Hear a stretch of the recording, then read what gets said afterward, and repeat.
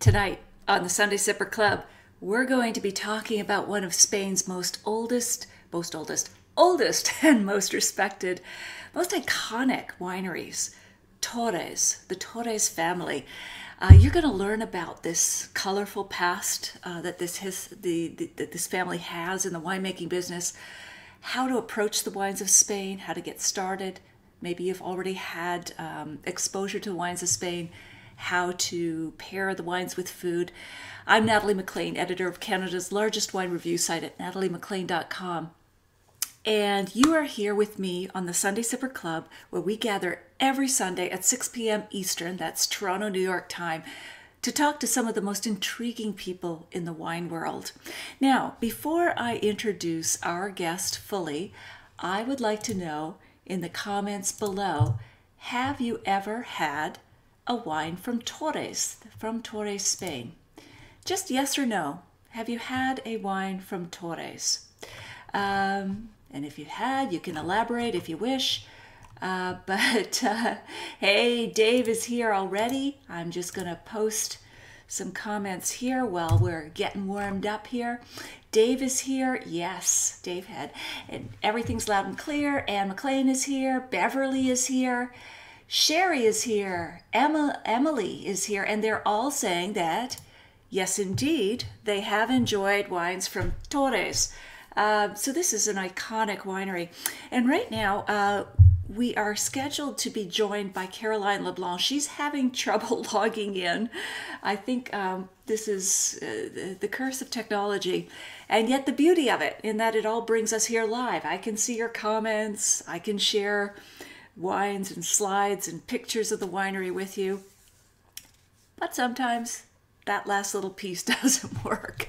Anyway, I've asked Caroline to still join us and comment in the Facebook section of the comments below until we get going. She may be able to join us on video. I'm not sure if that's going to work tonight. We got all our audio issues sorted, but somehow the video for her, she's not connecting. Anyway, we're going to motor on because you're here live with me. I respect your time and that you're here to join me. Hey, Stephen Andrews is joining us from... Look who's here. Hello. Here she is. Let me just put you in the frame there, Caroline. Can you see and hear me? Okay, yes, I've just connected through my iPad, so we'll see how it goes, but yeah, right now I think it's good. Excellent. We are live, so... Lovely. Good for you to join us. I'm just centering you in the frame here. Can you push over to one way? You're kind of off center here. Sorry, I'm all backwards when I'm on camera, so if you can keep moving that way, whichever way it was, keep going. Yes. Very good. Okay, stop. And then if you can flip your camera up or your computer up. You're cut off on the head. Just give me a second. Yeah, I'll let you give you a second while I introduce you more formally, but I'm so glad you can be here. So our guest this evening represents the Spanish winery Torres. She has earned the prestigious Wine and Spirits Education Trust Level 3 certificate, as well as a master's degree from ENSADE in Spain, one of Europe's most respected business schools. And she took that because she was so young she couldn't get into the MBA. She's that smart. And she joins me now on the Sunday Sipper Club. Welcome, Caroline LeBlanc. Hello, Natalie. So nice to meet you. Yes, on the fly. You know, when technology works, it's kind of a rush, right? It is. It's like, whoa, it actually worked. So if you were able to focus at all and you heard what the details I just shared, maybe you could fill in some of the gaps. What did I leave out? Tell us a little bit about your personal life as well. Absolutely. Okay. I will start by saying that I'm from Quebec City, so this is why you might hear a little accent here and there. I was born in Germany, and then I moved to Montreal for my bachelor's degree. Yep. So by moving to Montreal, I continued to work at the SAQ, which was my student job. So I went back every weekend to Quebec to continue that job because I loved it so much. So excellent. That was 3 years of my life back and forth between Montreal and Quebec. And yes, after I decided that I would do my master's degree in Spain, and it ended up being the most amazing experience of my life. And yeah, it got me where I am today. So pretty happy I chose to do that. Excellent, excellent. And if you want to center yourself down, you could go lower and one way. There. Yes, there. It's like warmer, warmer, colder. Anyway, totally backwards. It's like trying to give directions out of a rear view mirror here. Anyway, you're good. We can see and hear you just clearly, really well. Perfect. So Laura Milnes is here from Township 7 in Naramata, BC. Hello, Laura.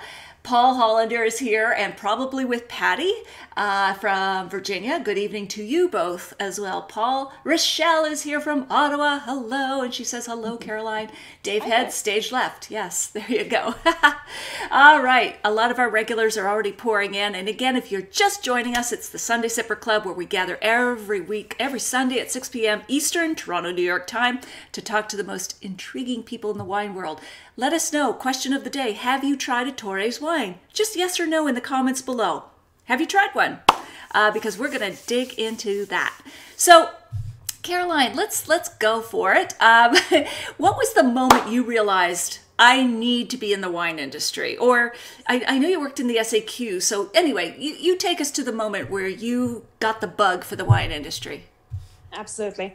So I was born actually in a very big family. My father has 8 brothers and sisters. So we would almost all of us would gather on a Saturday night, enjoy dinner. And I would see all my aunts and uncles bring some bottle of wine, but I would just, not realize what they were actually doing. But I realized later then that they were, just trying to discover it a bit in an unofficial way, let's say, and trying to understand why they would or would not like those wines. And then, they would simply do that because they loved wine. So I think it influenced me to get that job at the SAQ as soon as I turned 18 years old, because I figured, how can wine, trigger people to get together and enjoy a great moment. So you saw your family being happy, and you thought, exactly, what is in that glass that's bringing making my family so alcohol in there, but is it only that? No, and then I figured it was much more. So exactly, that's how it started.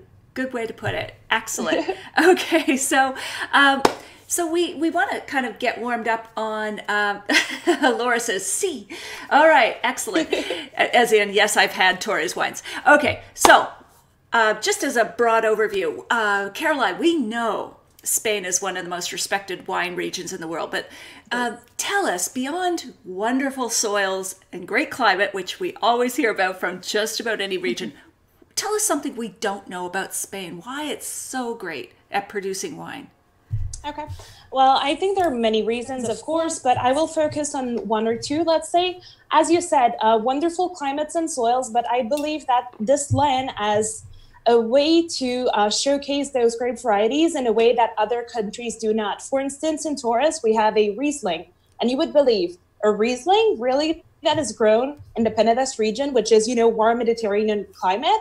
It's quite interesting. And then you have it right here in your hand. You have the Viña Esmeralda, which is Moscatel and Gewürztraminer. Okay, so good segue. I'm just going to show this to the camera here. Absolutely. Again, I'm turning it all backwards in the wrong way.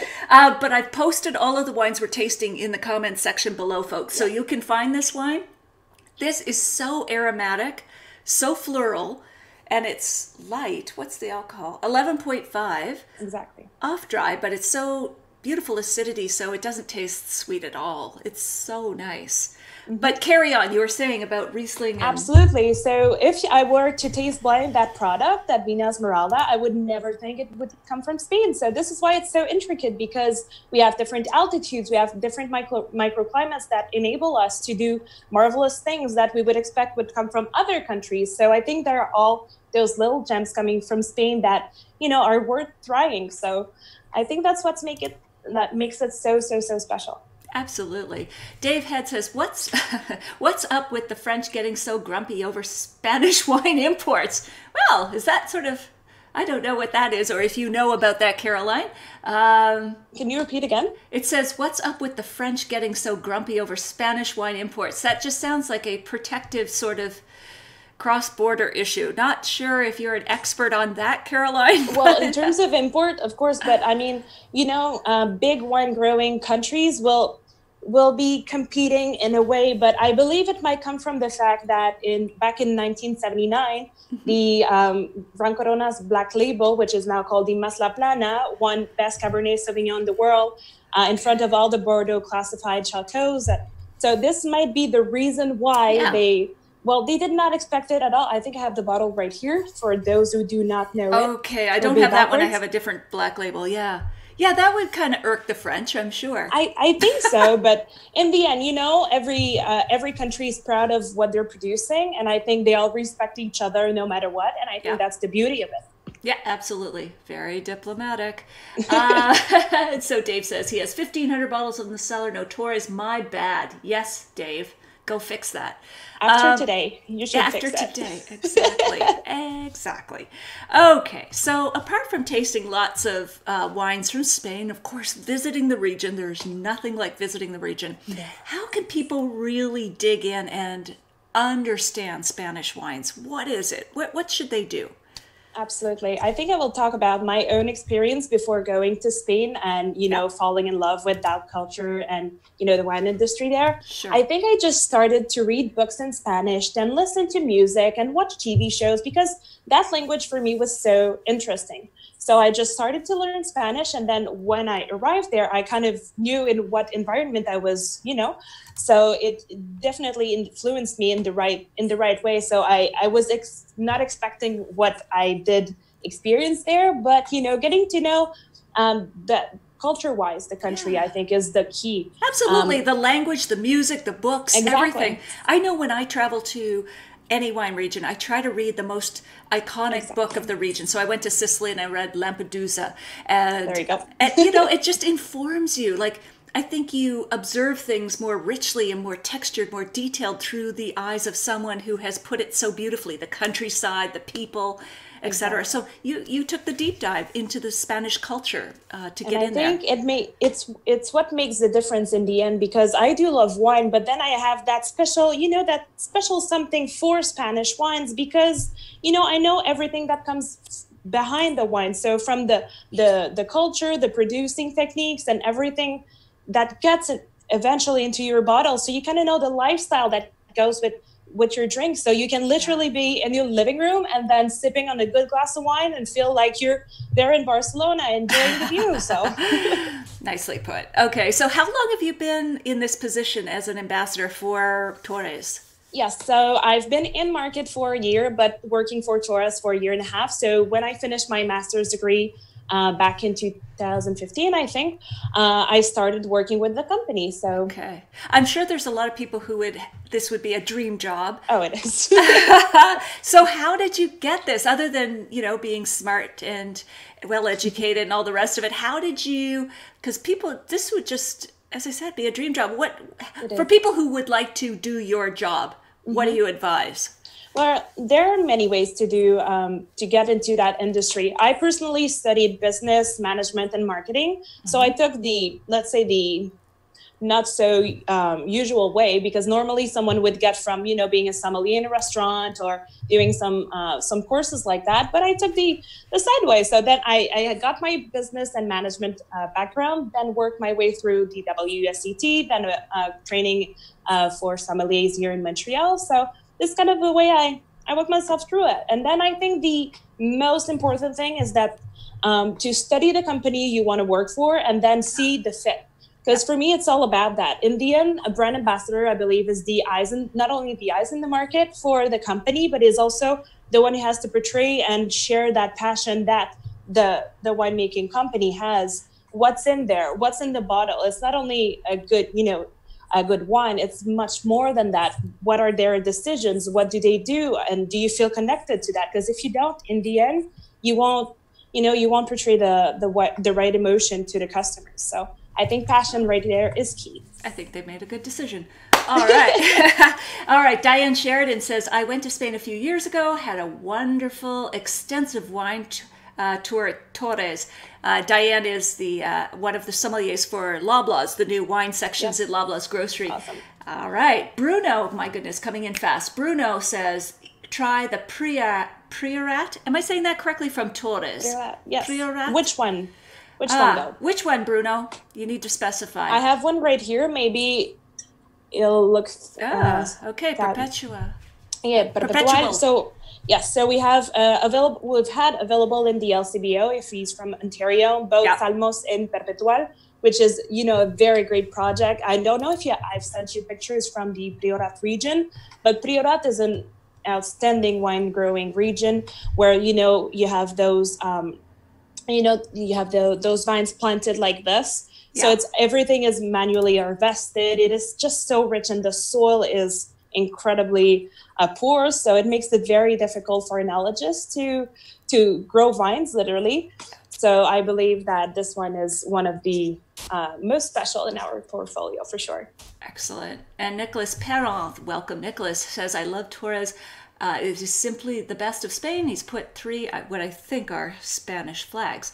Delphine, these comments I only see 5 at a time. They come in like this. Okay, so Delphine Paquette, I love Torres, and Caroline even more. This is turning into a bit of a love fest. Okay, people. We have to throw her some hardball questions. Okay, Paul Hollander, we have had Torres, but none at the moment. Sherry Cole, hey Sherry, welcome. Hello Caroline, I'm currently enjoying a glass of the Torres 2013 Grand Cornas Reserva Cabernet Sauvignon and listening to you and am loving its elegance. Could you elaborate on what contributes to its elegance? Absolutely. So before I introduce the Mas La Plana, which is, our most iconic wine. So what it is important to know about the Gran Coronas is that it comes from the same estate. So the grapes that are not used for the Mas La Plana but remains of excellent quality, they will be put into the Gran Coronas, which I have right here. Oh, let me show you. I've been cutting away to different photos. Lovely. Oh, can you hold that up again? Because I don't have that one right there. Let's move it over that way. Yes. Okay. Excellent. Okay, so the Gran Coronas. I do have that one. Oh, you do? Oh, look, it's a pair. We both have it. So the Gran Coronas comes from the Penedès region, which is also where the Torres family comes from. Okay. It will age for 12 months in French barrels, which I think helps with the elegance here because this product, we didn't want, the oak to overcome the flavors basically coming from the Cabernet Sauvignon and a bit of Tempranillo. So this is one of the main reasons why I think it's so elegant and well put together. It is one of the most sold for us here as well in Quebec. So I think that this product is a little gem because, we have excellent quality grapes that come at a much lower price than a Mas La Plana. Yes, absolutely. As I say, it's like Max Mara clothing and Max Mara weekend wear. So there you go. Get the designer with the same attention to detail, but not Absolutely. The price. So Bruno says, he was trying to specify which Priorat he had, and it was the Perpetual.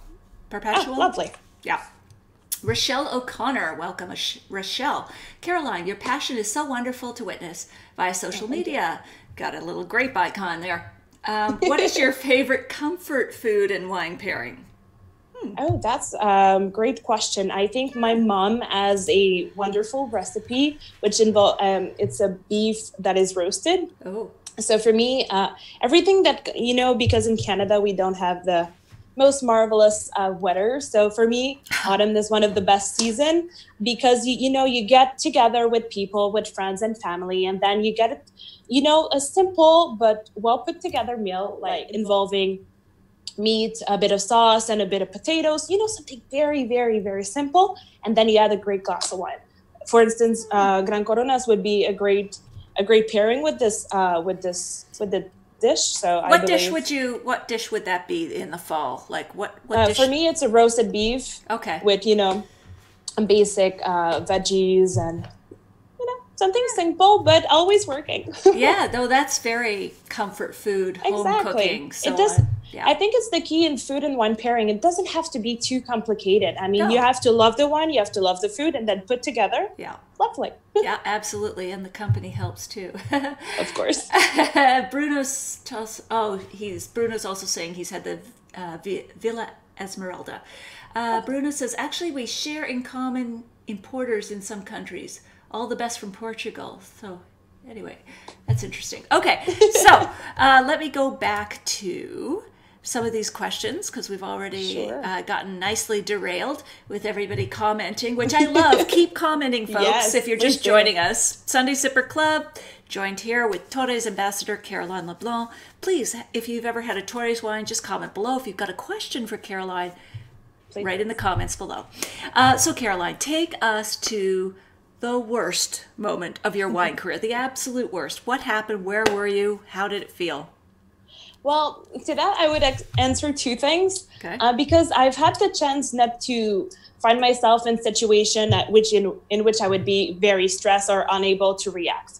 So once in an event in Toronto, they had lost a case of the product I was showcasing. Oh. And it was a case of white wine. So I find myself, okay, even if they find it, my wine will be hot. So then in the end, I just called the agent which represent us in Ontario, which are family wine merchants. And then they figured, a way to ship it really quickly. And then everything was figured out even before the event started. So that was, a big plus. But I would say what is interesting to know about this job of brand ambassador is a challenge that I'm always facing is how to be everywhere at once. Because my territory is Canada. So obviously we have a huge territory here and, different types of consumption going from a province to another. Here where I'm based in Montreal, the sales of Torres España are off the roof, whereas in Ontario, Torres Chile is doing amazing. So this is one of the challenges which sometimes is, a bit overwhelming because you have to react really quick and doing so with 6-hour difference in Spain. So you don't get to sleep. I sleep in, 3 hours here, 3 hours there, and then I was kidding. My way out of it. Right. Okay. No wonder they hire you young. Exactly. There you go. Lots of energy. Absolutely.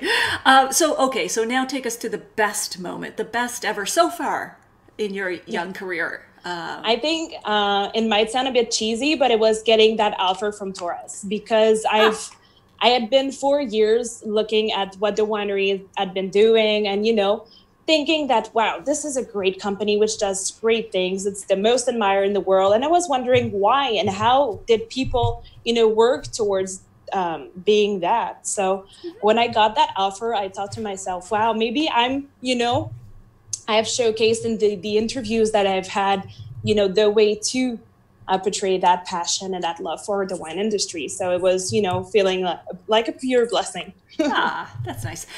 Now, you told me something about, was it the steel tanks or aluminum or something? Something interesting about this family history. Yes.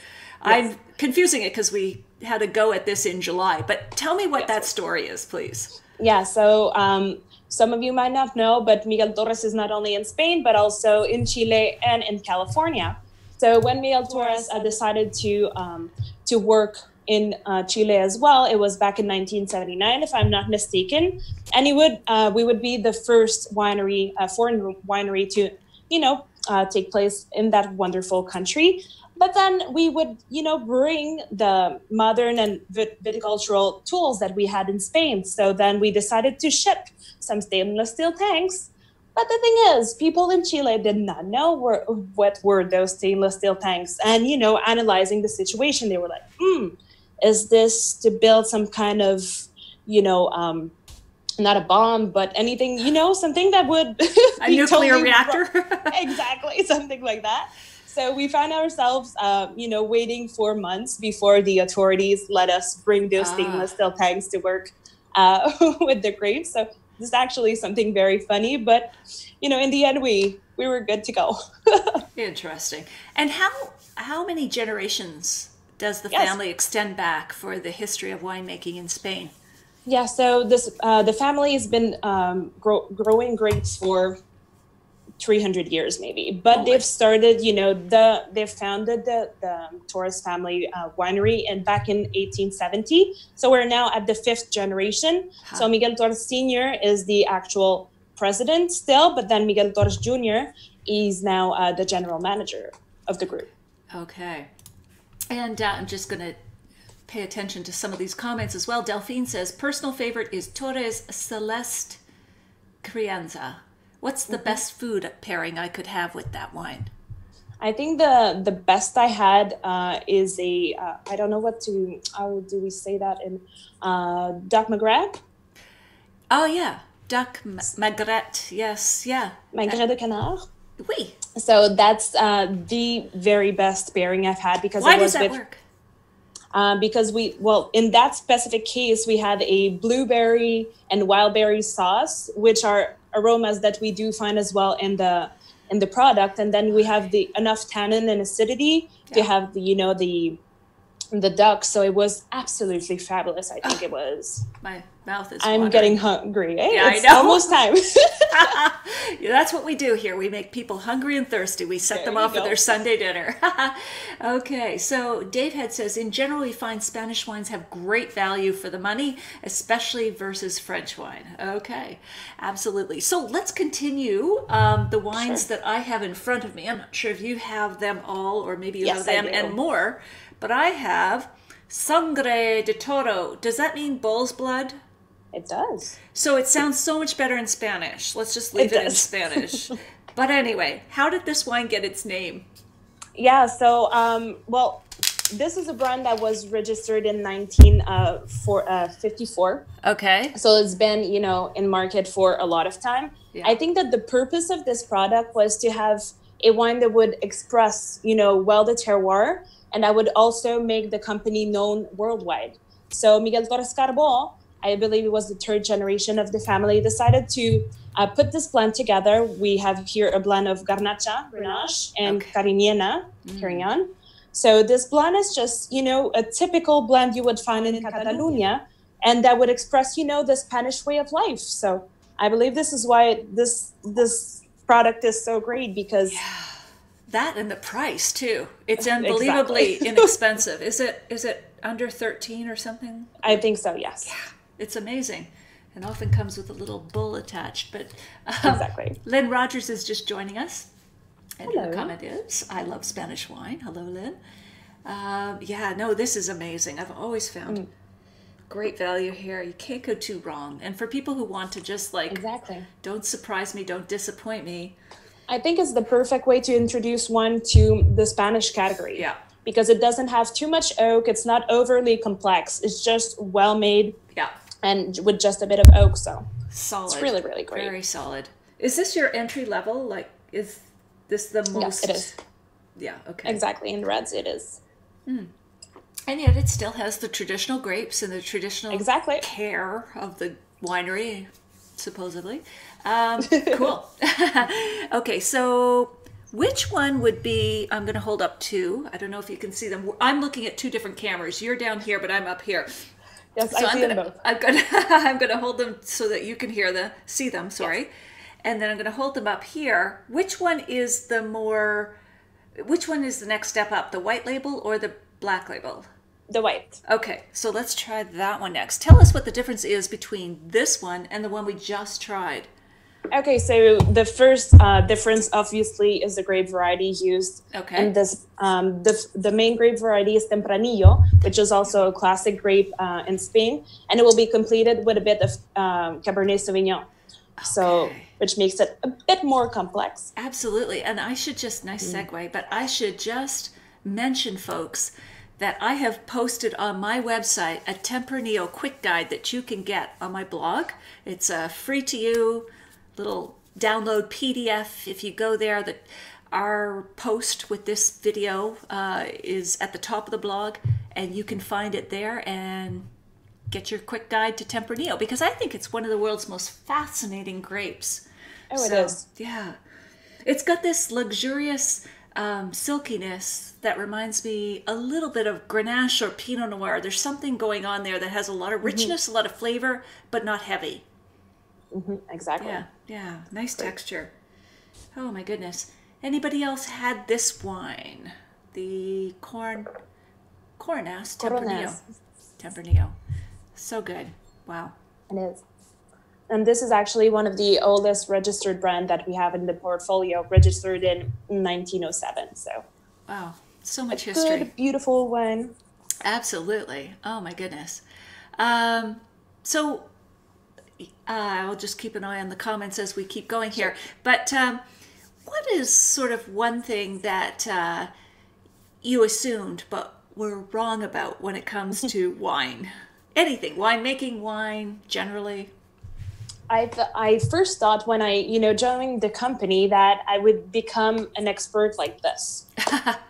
And I was totally wrong because I keep on, I'm doing very good, at understanding all the grape varieties, the climate, the effect of the soils and everything. But I find myself, always reading some new stuff. Everything's evolving. The DOs are changing. Then the laws, with the aging and oak. So everything is always evolving. And that's also one of the things that makes this industry for me so interesting, because you keep on learning. Absolutely. One cannot sit here and say, okay, I know everything and that's it. Yeah, that's just true. It would be totally wrong. So that's I think what's the most fascinating about the industry. It is. I think it holds a fascination for a lot of people. Just like it's the deep dive. You will never be done. Ever. Oh, no. Which is great. I mean, it just hits on so many levels. The intellectual, the hedonism, the buzz. I mean, it's for those who love to get encyclopedic about things and that then come up and take a breath and just enjoy the wine. Exactly.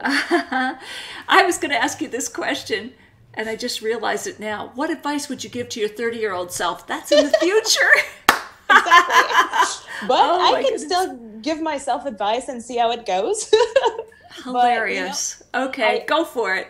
I think it would just be linked to what we just talked about. Just keep on learning and, strive to become better and be more knowledgeable, because in the end, I mean, this is what makes us some kind of value added. So when I do some, winemaker dinner, or when I do trainings in schools, I cannot be, sitting here and always using the same presentation. Things are evolving, things are changing. And I think that you have to be professional enough to keep on working on that. Well, good. Excellent. Let's see how it goes. Yes. You got only another 50 years at this, I'm sure. But what's the downright weirdest pairing you've ever had, Caroline? Yeah, I think it was in one of the class I took, actually. We were trying to understand those primary food and wine interactions and understanding why it was bad or why it was good. And then we had oysters. So obviously we had some Chenet, we had some bubbles, and then we had a red. Oysters and Merlot, my dear friends, is not the best pairing. You're here to reveal it now. Shocking. I think it has to be told to the world. It's not that good. So, do you know the technical reason why? I mean, it's gross, but oysters and red wine, is it the iodine? Is it the metallic? What is that metallic fish thing going on? Oh, there's way too much going on, I think, when you pair those two together. First, the textural interaction is just absolutely wrong. You have the acidity, then you have the umami, and then the flavors. I mean, the flavors are just not connecting at all. Exactly. So for me, it was just, not revealing at all. I think we all know it's going to be bad, but that bad was just that was really bad. Surprising. That was the baddest of the bad. Good to know, though. It's good to know where your rock bottom is so that you cannot get worse, I think. All right. Let's see. Laura Allen, you rock, Caroline. Wow, you're Thanks, forming Laura. your own little fan club here. How about that Sangre de Toro? I'm not sure if you're asking Laura or you're just commenting like, how about those Cleveland Indians baseball club? But yes, it's a great value. So now let's go on to the other wine we mentioned together, which is the dark label Grand Coronast. So differentiate that, if you will, Caroline, between the white label that we just had. Okay, so really easy to differentiate. The first blend was Tempranillo with a bit of Cab Sauv. This is the opposite. So it will be Cabernet Sauvignon with just a tiny bit of Tempranillo to complete the blend. So more tannins? Oh, absolutely. Yeah. Much more complex wine here. I mean, not only on the nose, but when you taste it, it is completely different. Much more jammy, if I might say, in terms of fruit. And then, yes, the tannins and the acidity, as you said, this shows it all. Just mouth-watering. I would love this with prime rib or something. It's beautiful.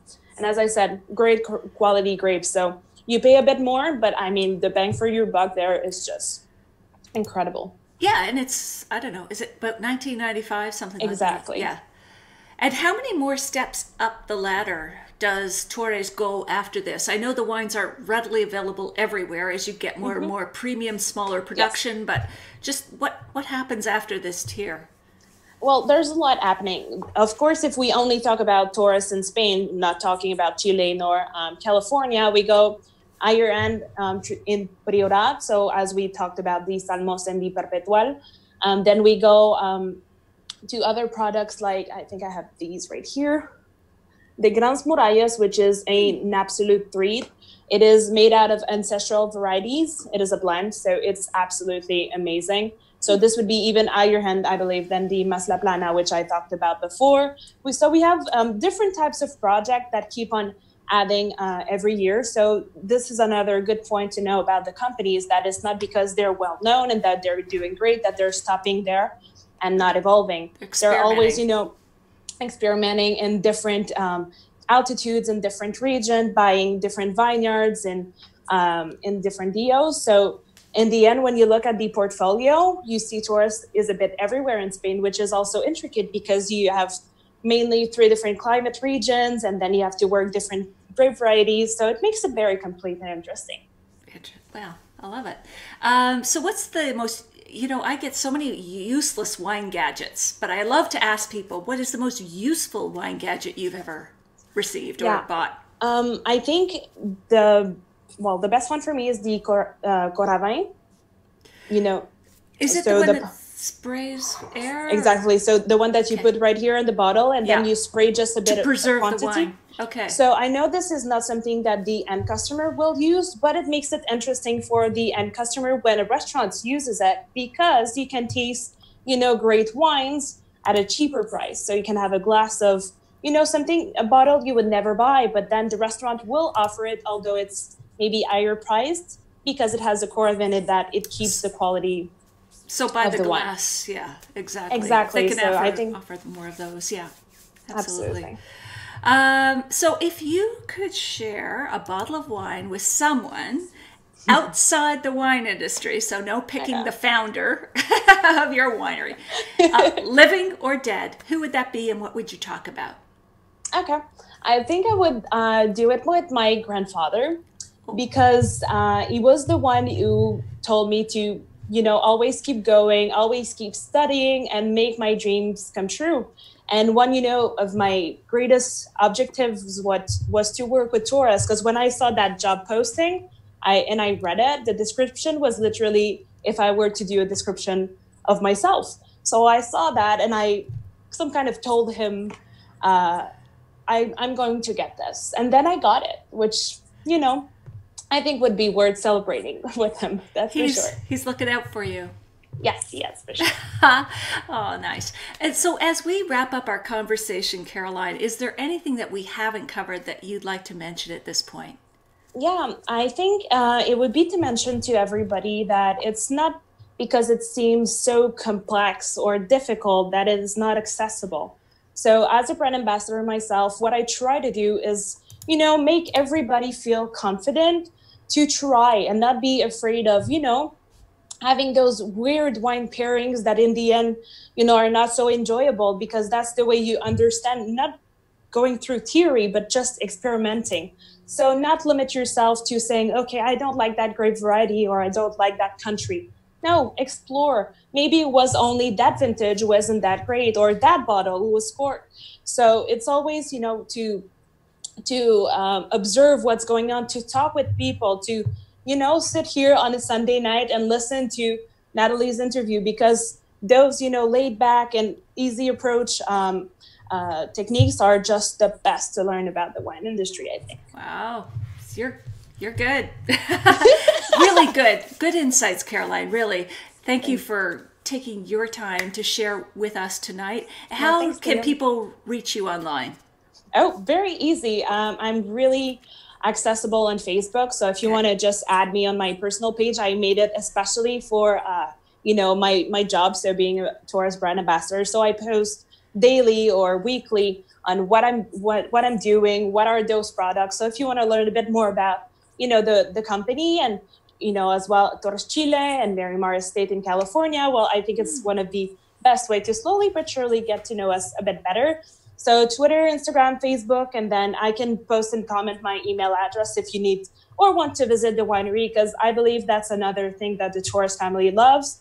They welcome us very, very warmly in Spain. So if you're traveling soon to Spain, well, reach out and we'll go organize a visit for sure. You may just have invited several thousand people to the winery. Well, that's good. All invited. Everybody's our friend. Okay. Well, Caroline, we're going to carry on a little bit longer here, but we thank you so much for joining us tonight. We really appreciate that. It was really great. Awesome. You take care, and we'll talk again soon. For sure. Thank you. Okay. Good night. All right, folks. So I'm going to continue on for a little bit because I always do. After the fact, if there's anything you want to talk about or ask in the comments below, I'm going to ask Caroline, as I ask every guest, to come back and comment and answer your questions, whether you've already posted them or you want to post them now, or if you're watching the replay after the live broadcast has finished. We still check in, so you can still participate that way. I want to tell you about a few things. So first of all, I've mentioned it once before, but I've got a quick guide for you, a free download, a Tempranillo quick guide that will get you up to speed on Spain's most iconic grape. If you just go to the blog, the Torres blog post is at the top of the blog right now. Otherwise, if you're watching the replay much later, it may be further down, but I've already posted the link in the comments on this for this blog post. So you'll want to grab that. Let me know what you think, because this is a new thing I'm starting to do to provide extra value for these conversations. The other thing I would love to know, folks, is what is the most interesting thing you've learned from our conversation tonight? I would love to know just one quick bullet point.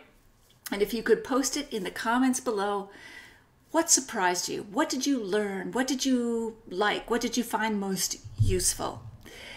And finally, the last thing I'm going to say is next weekend is the Labor Day weekend. And I think I'm actually going to respect the spirit of that and take a break from my labors. Not that this is hard work. I love what I do. But I think I'm going to take a break next weekend. I might do an unofficial live stream, but I haven't booked a guest, and I think, we all need a break. But the weekend after that, I want to let you know, is going to be, on September 10th, Jean-Benoit Delaurier, the winemaker from Benjamin Bridge in Nova Scotia, whom you may have heard, their wine, just got listed on Gordon Ramsay's restaurant in London, England. So Gordon Ramsay is that notoriously tough chef on the Food Network, and they really are rocking it with that wine. I'm going to refresh the comments to see if anybody else has any comments right now, because I welcome the discussion, whether it's what we were talking about or something completely new. I always want to leave a little time at the end in case you guys want to talk about something completely different. Stephen says, my go-to is Coronas Reserve Cabernet. Wonderful with roast beef, good value. Absolutely, Stephen. So I'm glad you were able to join us from Greece, Stephen. I believe you're in Waterloo most of the time, where my son goes to school. But I think that's it. I think I'm going to sign out now. So again, get the Tempranillo quick guide in the blog post, and then let me know what was the one most interesting point that you learned during our conversation tonight. And be sure to join us on September 10th with our next guest from Benjamin Bridge, getting a lot of media coverage. Dave Head says, we are club members with Benjamin Bridge and love their bubblies. So you're going to love this conversation. Of course, we've had Jean-Benoit before, but it was before I got the video working. And so he was just commenting in Facebook. Now we're going to see him on video. So it's a bit more personal, a bit more live, interactive, and visually more interesting than just watching me. So I think that's it. I really appreciate all you guys tuning in tonight. I really do. I love this. highlight of my week. I prepare for it and I put lots of hours into it, and it always turns out to be a great feeling of sharing special wines and giving you access to some really special and intriguing people in the wine world, and that is my goal. So if you've got suggestions for upcoming guests or the format of the show, I'm always open. Just post it below. We've got all of the upcoming guests on a particular blog post that I'll post the link.